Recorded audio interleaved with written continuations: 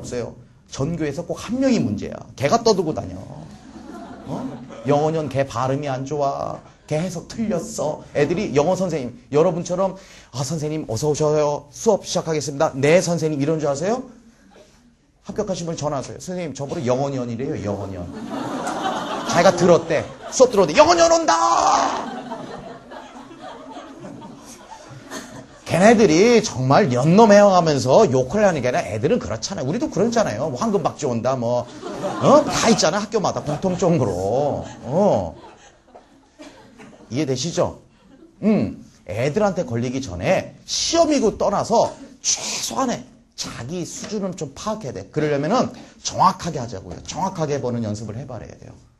정확하고 분명하게 내가 이거를 설명을 했을 때 상대가 알아듣는가. 그것들이 결국은 다 시험 문제예요. 그게 별거 없어요. 그게 시험 문제입니다. 그렇게 독해 연습을 하자. 아셨죠? 해석만 많이 읽고 지문 3,000개 읽으면 합격하는 시험 아니다. 알겠습니까? 지문을 10개만 읽어도 합격해요. 명심하세요. 여러분들은 주부 ABC 기초반이 아니잖아요. 지문 10개만 정확하게 연습해도 합격하십니다. 그만큼 정확성을 가지고서 해라. 솔직하게. 그 다음에 이제 오답 노트인데 이건 뭐냐면 어휘와 크리티컬 리딩이라는 것은 본문만 가지고 얘기를 한 거고 오답 노트라는 것은 이제 결국 자 읽기만 하면 뭐하냐? 독해는 잘해. 근데 문제를 못 풀면 끝이죠. 그쵸? 문제를 못 풀면 끝이잖아요. 아는 것과 문제에 적용하는 것. 아까 제가 이제 베이직이라는 말을 여기 썼었어요. 여기까지 베이직인데 요거를 이제 apply 해야 돼요. 적용을 해보는 거죠. 그쵸? 근데 적용을 많이 안 해. 보통들. 그러다 보니까 시험장에서 적용을 해본다니까요. 그러다 보니까 실수를 하게 되는 거야. 그래서 가장 이제 문제풀이. 그래서 제가 7월이라고 그랬어요. 보통 이제 뭐 꼭 여러분들이 노량진의 기준에서 갈 필요는 없지만 보통 재학생들은 뭐든 이제 저희가 다 이렇게 7월부터 문제풀이가 들어가요. 그때는 이제 문제를 풉니다. 문제를 풀면서 이론을 정리를 같이 하는데 어찌됐건 문제를 풀 때는 반드시 맞았다, 틀렸다만 하는 게 아니라 맞아도 왜 맞았고 자기가 이걸 찍어서 맞았는지. 맞으면 넘어갈 수 있어. 맞는 것도 두 가지가 있죠. 정확히 알고 맞은 거랑 찍어서 맞은 거랑. 됐습니까? 네, 찍어서 맞은 것들은 틀린 거예요. 시험장에서는 맞는 거야. 하지만 연습할 땐 틀린 거잖아요. 냉정하게. 그 다음에 진짜 틀린 것은 왜 틀렸는가. 그 오답을 반드시 일반 영어만큼은 적어줘야 된다. 오답. 오답이란 게 뭐냐면요. 자기 사고를 적어놓는 거예요. 내가 이렇게 해서 이렇게 생각하다 보니까 이렇게 해서 이걸 골랐는데 아니었구나. 이거였구나. 그래서 그 오답을 하나. 그러니까 문제가 어떤 친구들은 이렇게 하는 친구가 있더라고요. 이렇게 지문이 이렇게 있으면은 지문만큼 요 옆에다가 종이가 또 부여가 돼. 본인이. 이면지든 뭐든 해가지고. 거기에다가 한 문제에다 대해서 단어 모르는 단어도 정리해놓고 그 중에서도 가장 힘들었던 센텐스 해석 트랜슬레이션을 몇 번 해본 것도 적어놓고 그 다음에 그 문제에 대해서 오답 노트. 나는 이렇게 생각했는데 이게 답이었구나. 그런 오답 노트를 꼼꼼하게 정리를 해라. 그거는 7월부터다. 이해되셨습니까? 여러분들은 지금 4월이야. 그리고 지금 재학생들이시잖아요. 그러니까 요까지는 일반 영어에 대해서는 여기까지. 매트리얼이 문제죠? 대부분 그걸 질문해요. 선생님, 무슨 책이 좋아요? 무슨 단어책을 봐야 돼요? 그 바보도 아니고 그거 뭐 어떻게 해요? 뭘 봐야 돼요 일단은? 기출문제 보세요. 무조건 기출문제 보세요. 아셨죠? 기출문제. 기출문제는 또 어디서 다운받아요? 여러분들이 다운받을 줄 모를 것 같아서 제가 여러분들 오늘 올 때 선물을 가지고 뭐 특별한 건 모르겠고 그래서 저희가 기출문제 해설서를 냈었어요. 그러니까 그거를 갖고 왔는데 인원을 다 드릴 수는 없을 것 같고 끝까지 남은 분들한테만 드릴게요. 그러니까 거기에 올해 거, 작년 시험, 재작년 시험, 그다음에 재작년에 교육과정 평가원에서 봤던 모의 테스트가 있었어요.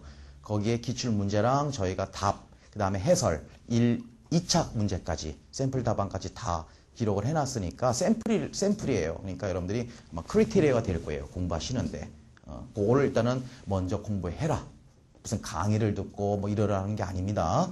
그러니까 그거부터 공부를 하시고 그리고 나서 가급적 리딩 매테리얼이라는 것은 임용에 관련된 것들을 읽는 게 좋다. 임용에 관련됐다는 것은 근데 그 얘기는 하나만 할게요. 자신의 독해 실력을 TBP 읽어내는 실력으로 착각하는 사람이 있어요. TBP 읽을 줄 알면 독해 잘하는 겁니까? 잘하는 거 아니죠? 모르겠어요? 여러분들 혹시 제가 오늘 프린트 한 장 드린 거 받으셨나요? 안 받으셨어요? 자료가 없었나요, 오늘? 안 받으셨구나. 내가 프린트 한 장 갖고 왔었는데. 내가 여러분들 경각심을 보여드리기 위해서 지금 수업하고 있는 문제를 하나 갖고 왔거든요.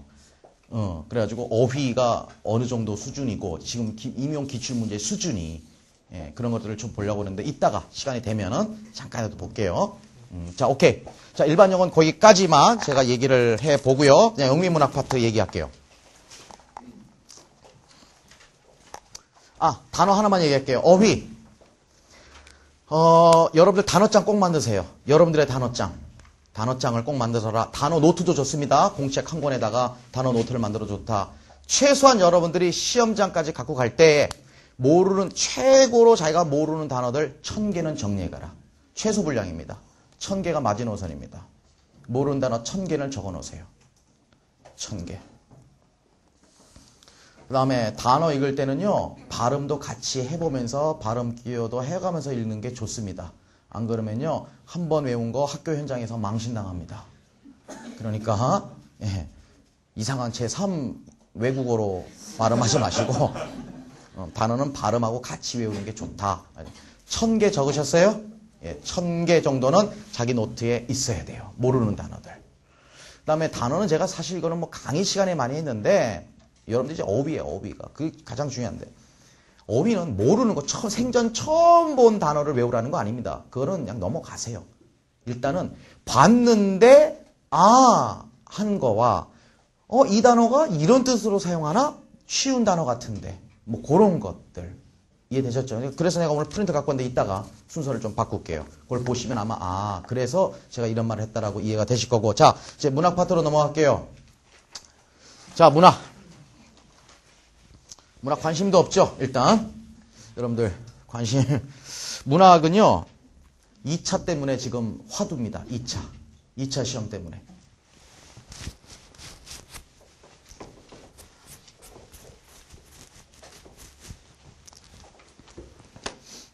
문학이라는 게 뭘까요?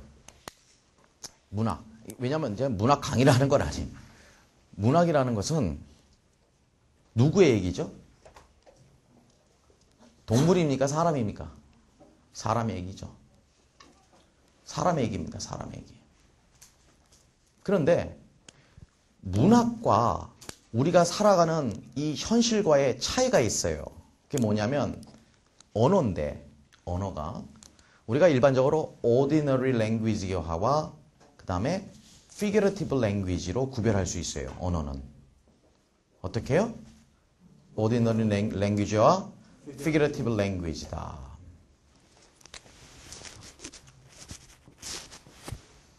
ordinary language라는 것은 지금 제가 떠들고 있는 말입니다. 우리가 늘 하고 있는 말들이에요. figurative language라는 것은 figurative가 뭐예요? 비유적이란 말이잖아요. 비유적. 난 널 사랑해. 이건 문학이 아닙니다. 난 너 없으면 죽을 것 같아. 이건 문학이 될 수 있어요. 이해되십니까? 야, 네 눈의 동공이 지금 약간 열려서 빛의 반사가 되는구나. 이건 문학입니까? ordinary language입니까? ordinary language입니다. 네 눈에 빠지고 싶구나. 네 눈은 별이야. 요거는 figurative language예요. 자, 문학의 서론입니다. 문학이 왜 어렵냐면 ordinary language가 아니기 때문에 그런 거예요. 이해되셨죠? 다 비유하는 게 문학이에요. 문학의 본질이라는 것은 있는 그대로를 말하면은 그거는 신문 기사지. 그거를 갖다가 비유적으로 얘기해야 돼요. 그러니까 그 비유적으로 한 걸 우리는 거꾸로 찾잖아요. 시험 공부를 하다 보면은. 도대체 이게 뭘 비유적으로 말하는지. 그게 시험이거든요, 또. 그러니까 비유적 언어에 친숙해야 된다. 적어놓으세요. 비유적 언어에 친숙해야 된다.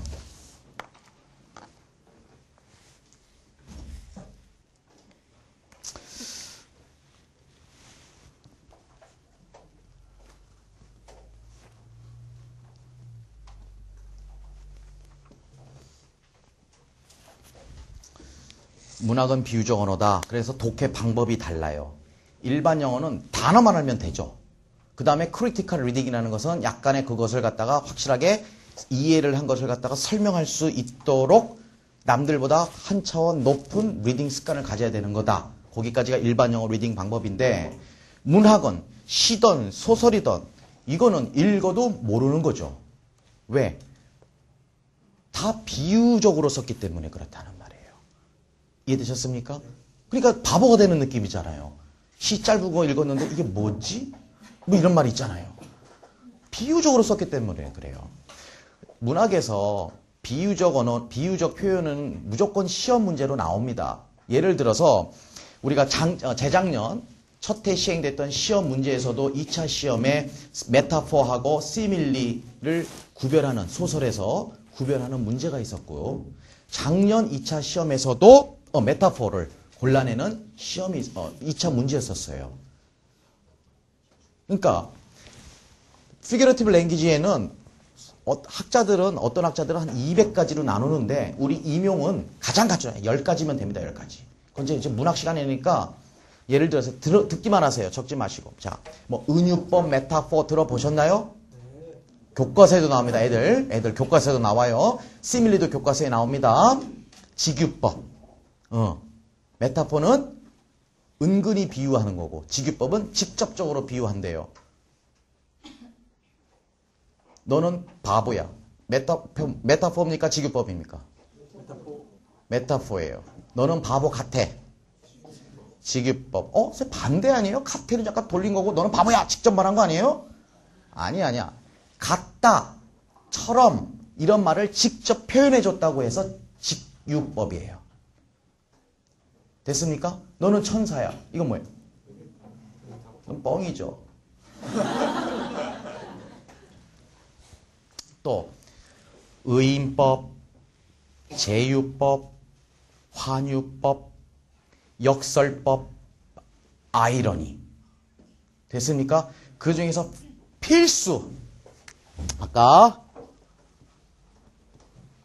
메타포, 시밀리, 직유법, 패러독스, 역설, 아이러니. 임용고시의 필수입니다. 필수. 요 4개는. 아이러니에도 또 3종류가 있어요. 원래 패러독스에도 또 주종류가 있고, 또 여러분들이 패러독스하고 아이러니랑 굉장히 헷갈리세요. 패러독스라는 것은 2개가 안 어울리는 거예요. 그리고 안 어울리면서 강조하는 거고, 아이러니라는 것은 반대야, 반대. 자, 뭐 문학 시간이 아니니까 아이러니 하나만 잠깐 설명할게요. 아이러니는 verbal 아이러니라는 게 있고, 그 다음에 situational 아이러니라는 게, 그러니까 언어적 아이러니가 있고, 상황적 아이러니가 있고, 그 다음에 극적 아이러니라는 게 있는데, 극적 아이러니는 나중에 주고 2가지만, 개념만 살짝 여러분들 건드리고 갈게요.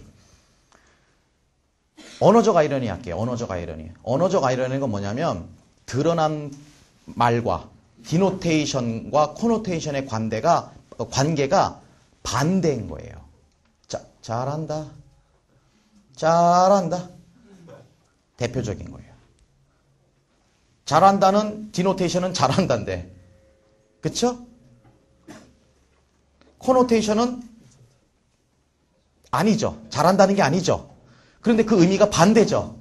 못했다는 말이죠. 잘한다는 어디? 이 말이잖아요. 그런 게 바로 verbal irony의 대표적이다. 됐습니까?